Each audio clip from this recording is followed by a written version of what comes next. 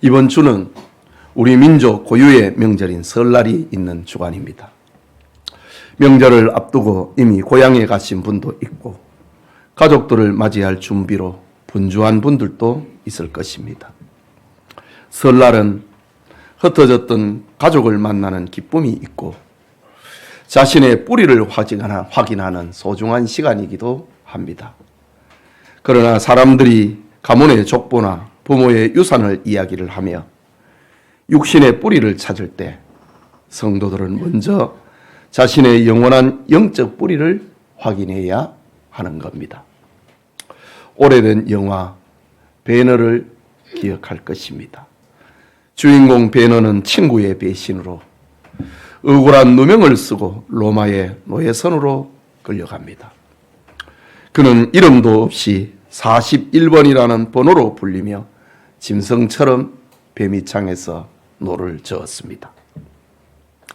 어느 날 로마 함대는 지중해에서 활동하던 마케도니아 해적들을 소탕하기 위하여 출정을 합니다.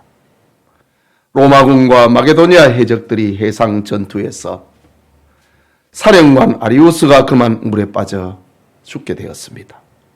이때 베너가 목숨을 걸고 사령관을 구출하지요.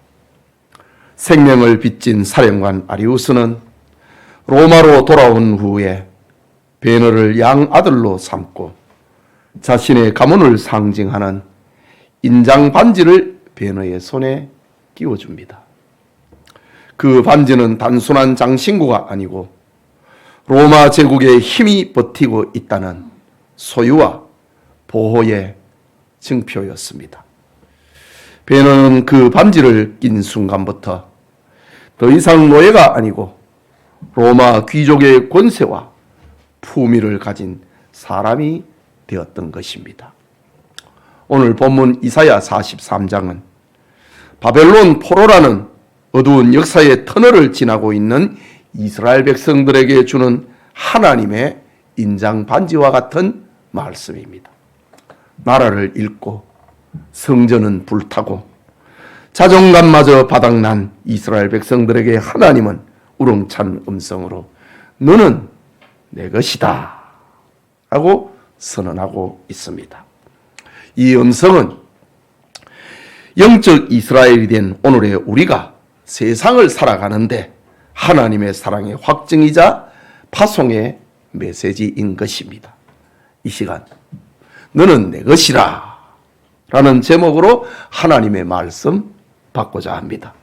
세상이 줄 수 없는 거룩한 자존감을 가지고 명절 기간에 만나는 모든 이들에게 하나님의 영광을 드러내는 성도님들이 되시길 주님의 이름으로 축복합니다.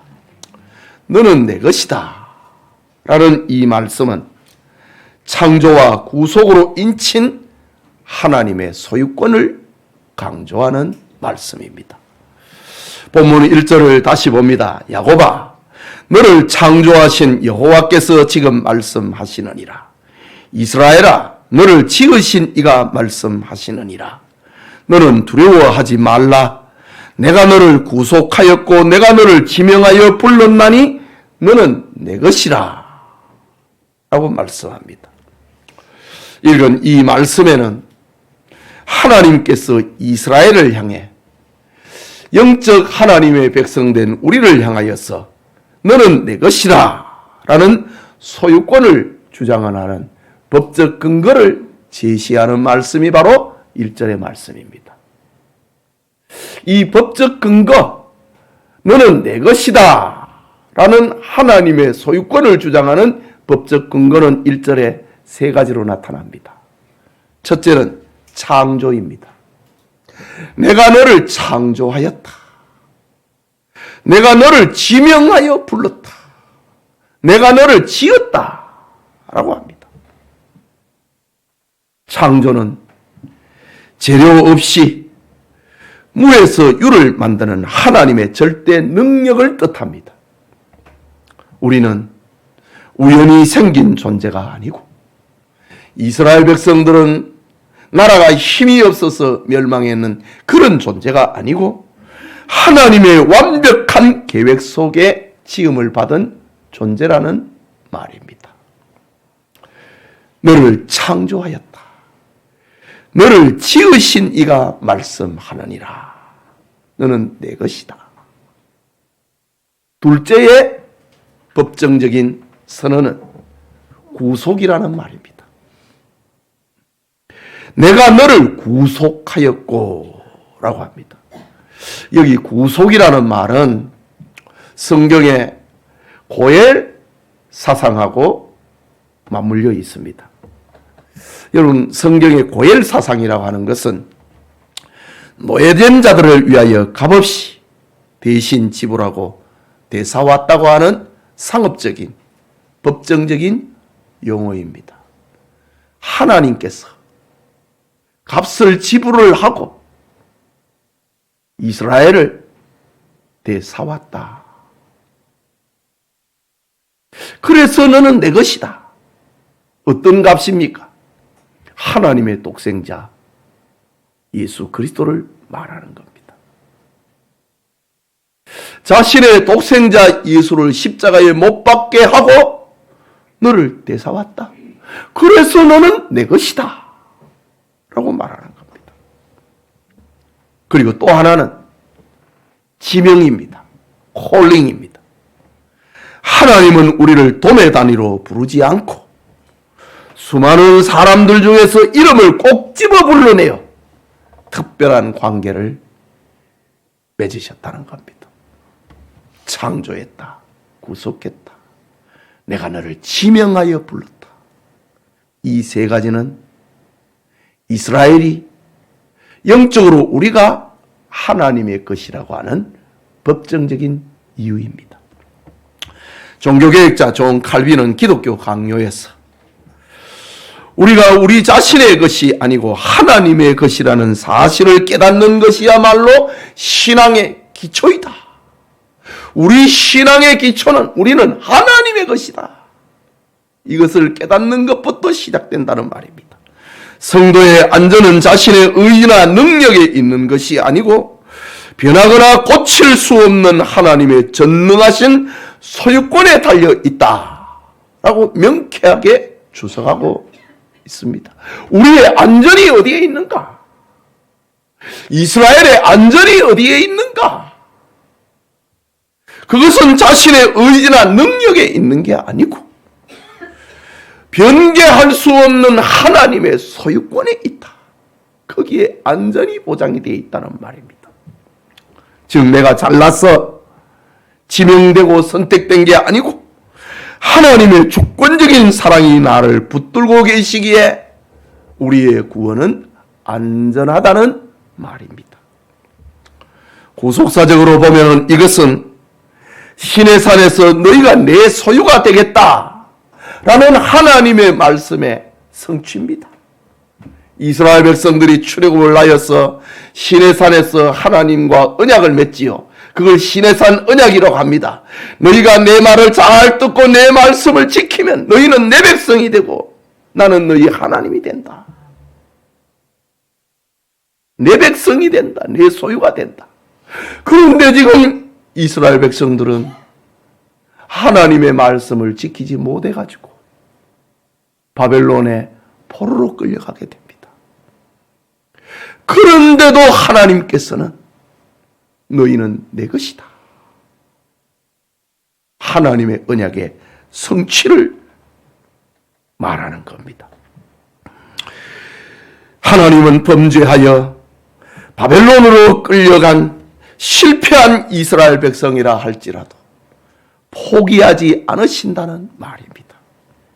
이 언약은 신약에 와서 예수 그리스도의 피값으로 완성이 됩니다.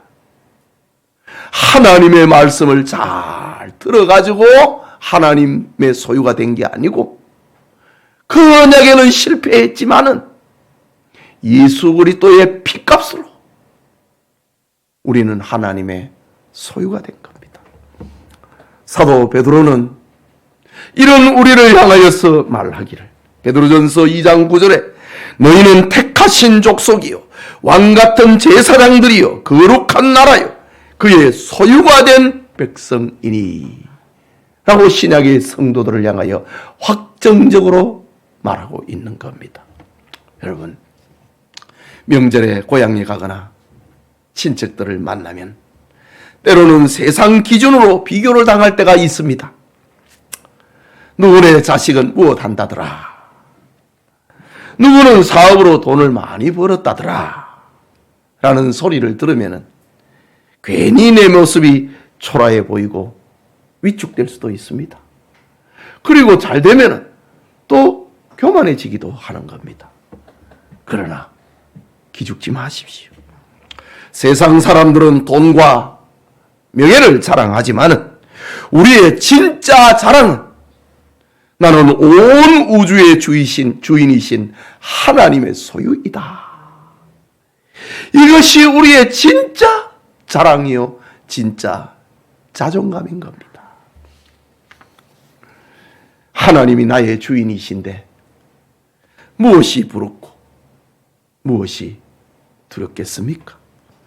명절에 친척들 앞에 세상 조건을 부러워하지 말고 그것을 자랑하지도 말고 하나님의 소유된 자녀의 당당함과 여유를 보이는 우리 성도님들이 다 되시기를 주의 이름으로 축복합니다.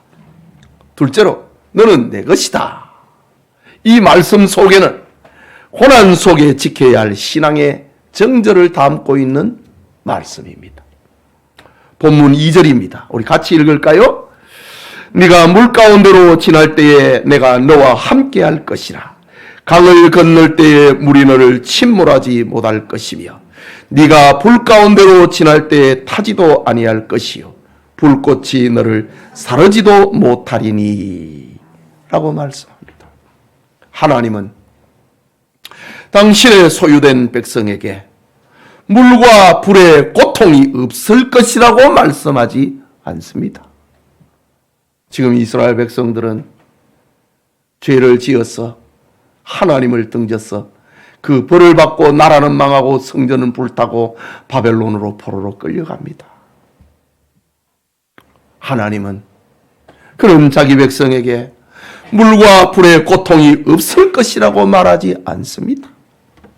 인생의 홍수와 시련의 불꽃은 누구에게나 찾아오는 법입니다. 이스라엘 백성들에게 바벨론 포로 생활은 견디기 힘든 뜨거운 풀무불이었습니다. 그런데 하나님은 그 고난을 면제해 주는 것이 아니고 그 고난의 한복판에 내가 함께 하겠다, 임마누엘 하겠다 라는 말씀을 들려주고 있습니다. 본문에는 함께 내가 너와 함께 라는 말이 반복되고 있습니다. 그러면 이 약속을 믿는 자들이 지켜야 할 삶의 태도는 무엇이겠습니까? 내가 너와 함께 하겠다. 물 가운데로 지날 때에 내가 너와 함께 할 것이고 강을 건널 때에 물이 너를 침몰하지 못할 것이다. 이 약속, 불꽃이 너를 사르지도 못할 것이다. 이 약속을 받은 이들이 해야 할 삶의 자세는 무엇이겠습니까? 그것은 바로 신앙의 정절을 지키는 겁니다. 개혁주의 신학자 게알더스 보스는 성도의 고난은 하나님의 부재의 증거가 아니라 하나님의 부재, 하나님이 함께하지 않는다. 그런 증거가, 고난은 그런 증거가 아니라 종말론적 승리를 향해 가는 과정이다. 그러므로 성도는 고난 중에 환경을 탓하는 것이 아니라 하나님을 향한 신앙의 정절을 지킴으로 하나님이 함께 하심을 세상에 드러내야 한다. 라고 게알더스 보스는 이렇게 본문을 강조하고 있습니다. 이 말씀은 다니엘의 세 친구인 사드락과 메삭과 아벳느고에게 그대로 나타났습니다. 그들은 바벨론의 느부갓네살 왕이 세운 금신상에게 절하지 아니하므로 맹렬히 타는 풀무불에 던져질 위기에 처합니다. 그들은 타협하지 않았습니다. 하나님이 우리를 건져내실 것이다. 그리 아니하실지도 우리는 그 신상 앞에 절하지 않을 것이다.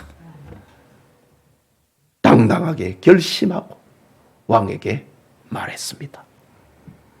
이것이 신앙의 정절입니다. 왕의 미움을 받은 그들은 결국 불 가운데 던져졌습니다. 그러나 어떻게 되었습니까? 그 풀무불 속에 신들의 아들 같은 이가 함께 거닐었다. 불 가운데로 지날지에도 내가 함께 하겠다 라고 했는데, 사드락과 메삭과 아벳느고 셋이 풀무불에 던져졌는데 하나님의 아들 같은 이가 거기에 있더라. 네 사람이 된 겁니다.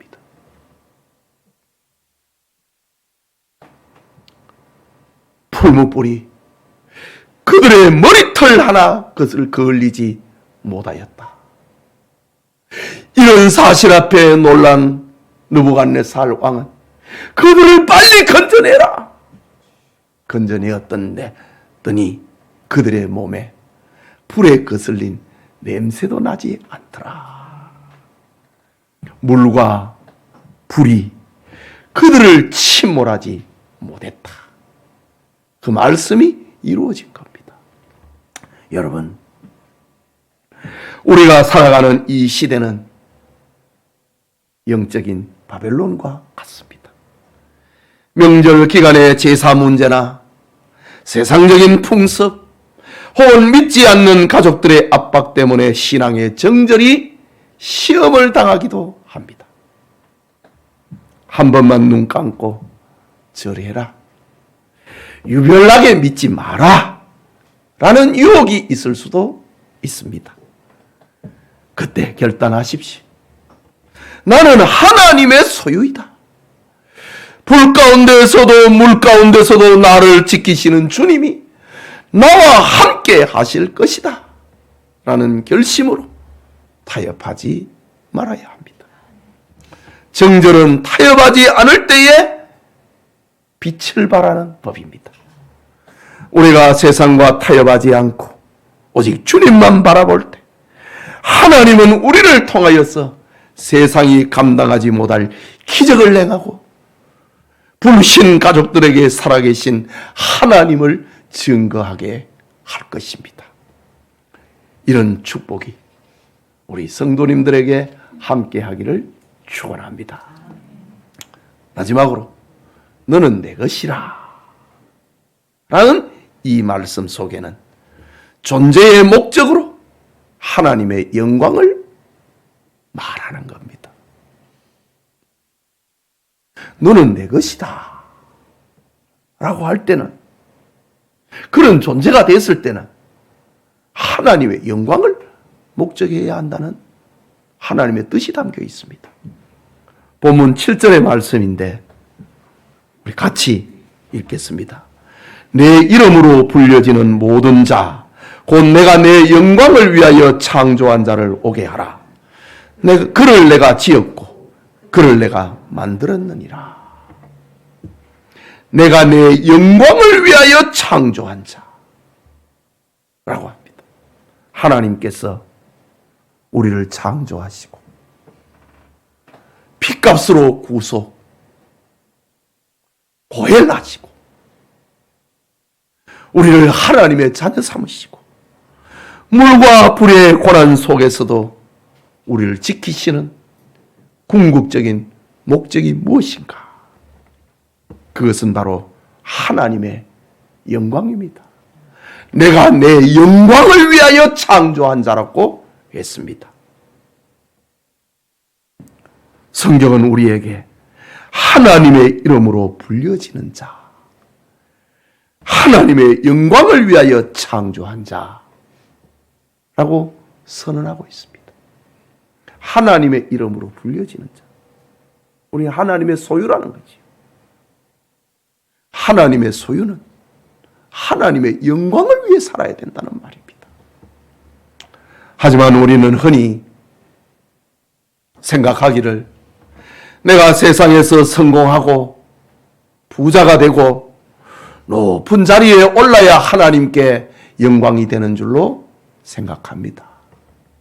그러나 하나님의 마음은 그렇지가 않습니다. 하나님은 우리가 어떤 위치에 있느냐, 그게 아니고 우리의 존재 그 자체를 가지고 하나님은 너는 내 영광이다 라고 말씀하는 겁니다. 다시 말하자면 우리의 성취가 하나님의 영광이 아니고 우리의 존재 자체가 이미 하나님의 영광이 되었다는 말입니다. 유명한 신학자 헤르만 바빙크는 하나님의 영광은 피조물의 행복과 대립하지 않는다. 인간의 제일 되는 목적은 하나님을 영화롭게 하는 것인데 우리가 하나님 안에서 온전히 즐거워하고 감사할 때 하나님은 가장 큰 영광을 받으신다라고 했습니다. 우리가 또 이렇게 생각할 수도 있습니다. 우리가 하나님의 영광을 위해 살면은 나는 불행해지는 거 아니야? 내가 손해되는 거 아니야? 그렇게 생각할 수도 있다. 전혀 그렇지 않습니다. 하나님의 영광과 나의 행복은 절대로 충돌하지 않습니다.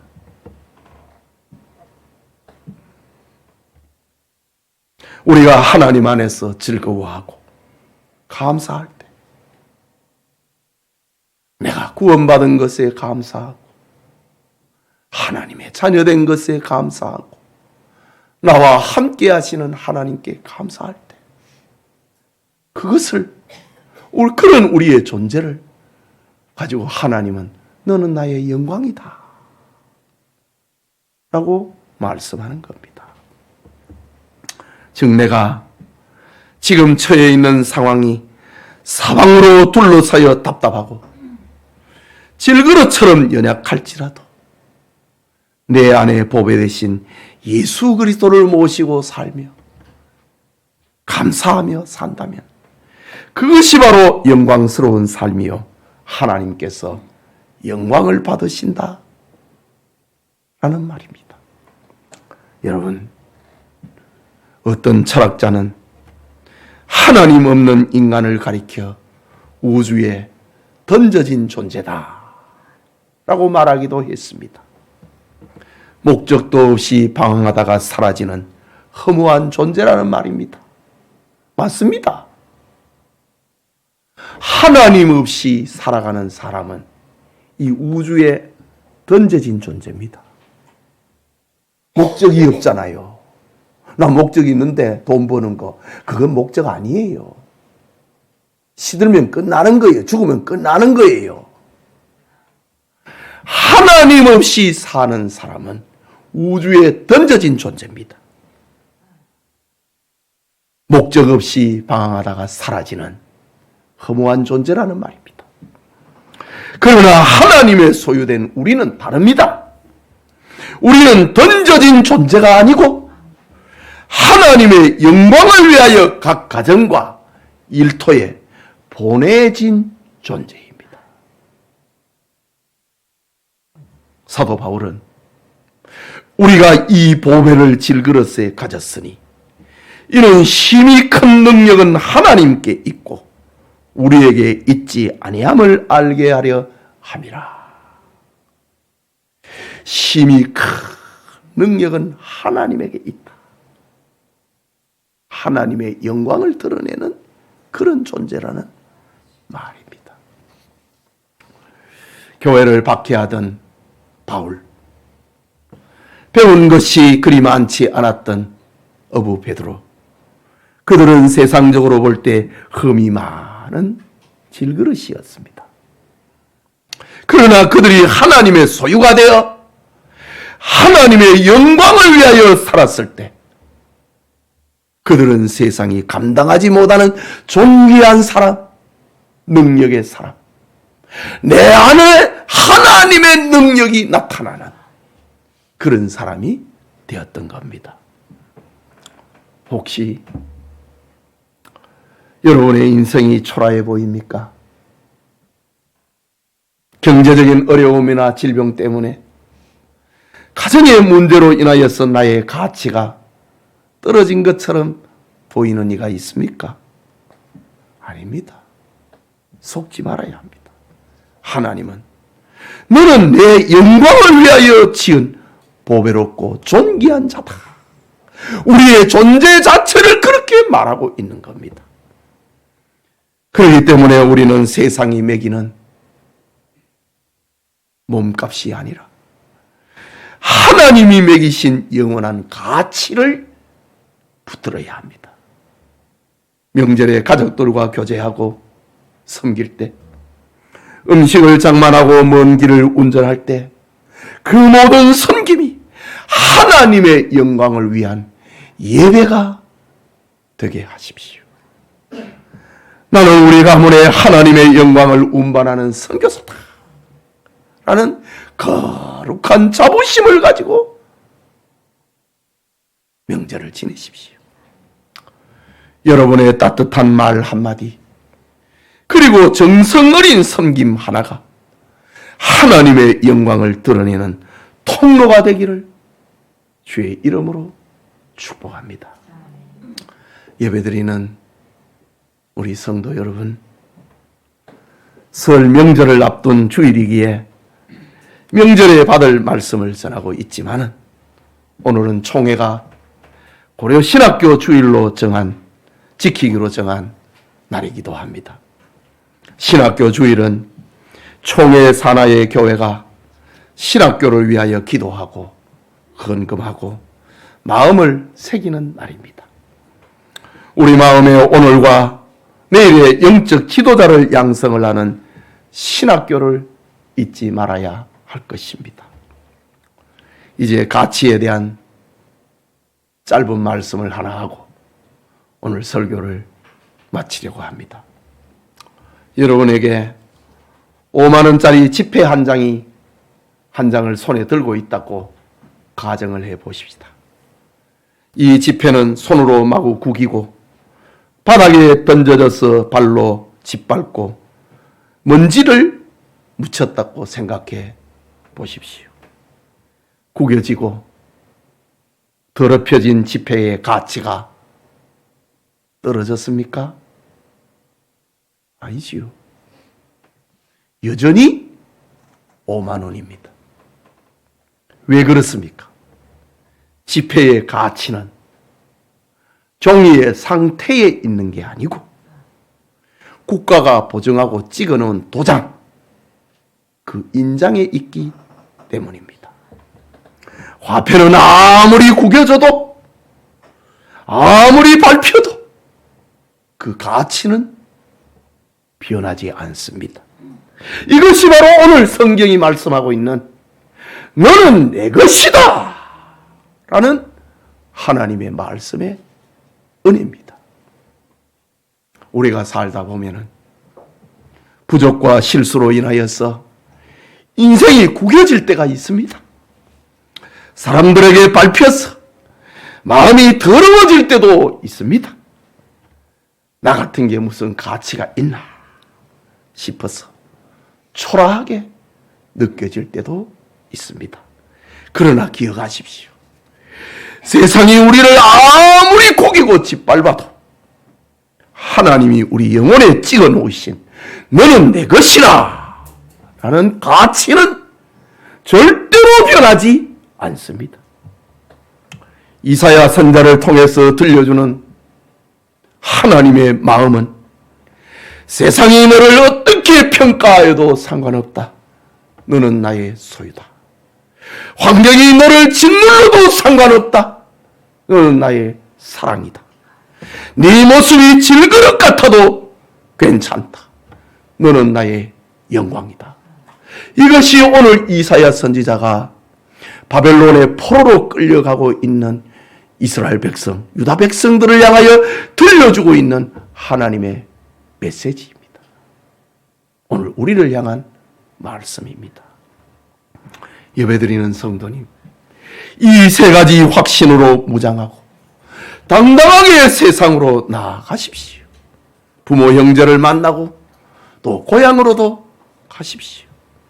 하나님의 소유된 백성으로 어떤 유혹 앞에서도 신앙의 정절을 지키십시오. 그리고 하나님의 영광을 위하여 지원받은 존재답게 여러분이 머무는 모든 자리에서 예수 그리스도의 향기를 바라십시오.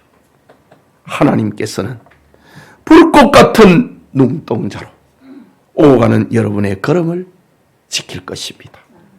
오직 하나님의 영광을 드러내는 복되고 존귀한 영천의 성도님들이 다 되시기를 주님의 이름으로 축복합니다.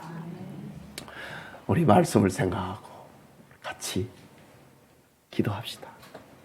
너는 내 것이다. 우리가 어떤 자리에 어떤 위치에 무엇을 가졌느냐, 하나님은 그걸 보지 않습니다. 만물이 다 하나님의 것인데 돈 보고 하나님이 너는 내 것이라고 그래 말씀하실까요? 아무것도 없는 데서 있는 것으로 만드시는 하나님입니다. 너는 내 것이다. 하나님이 우리를 지었다고 합니다. 내가 너를 구속하였다고 합니다. 내가 너를 지명하여 불렀다고 합니다. 그래서 너는 내 것이다. 이 은혜를 받았으니 너는 신앙의 정절을 지키라. 그리고 하나님의 영광을 위하여서 살라. 이것이 우리의 자존감이요, 이것이 우리의 삶의 방향인 겁니다. 우리 말씀을 생각하고 기도합시다. 자비하신 하나님 아버지, 은혜를 감사합니다. 한없는 하나님의 은혜와 사랑을 받은 우리들, 때로는 우리의 삶이 구겨지고 짓밟혀져서 우리의 자존감이 무너질 때에도 하나님께서는 너는 내 것이라고 말씀하십니다. 세상이 너를 어떻게 평가해도 너는 내 것이다. 환경이 너를 짓눌러도 너는 나의 사랑이다. 내 모습이 질그릇같이 보잘것없고 끝이로도 너는 나의 영광이다 라고 말씀하시는 그 하나님의 마음을 마음에 담고 자존감을 가지고 분명한 목표의식을 가지고 살게 하여 주시옵소서.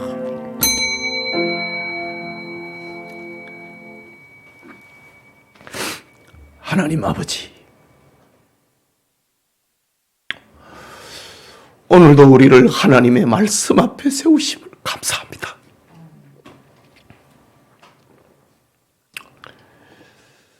이런 자존감을 가지고, 이런 신앙을 가지고, 이런 목적의식을 가지고 그리스도인으로 또 한 주간을 살게 하옵소서. 예수님 이름으로 기도합니다. 아멘.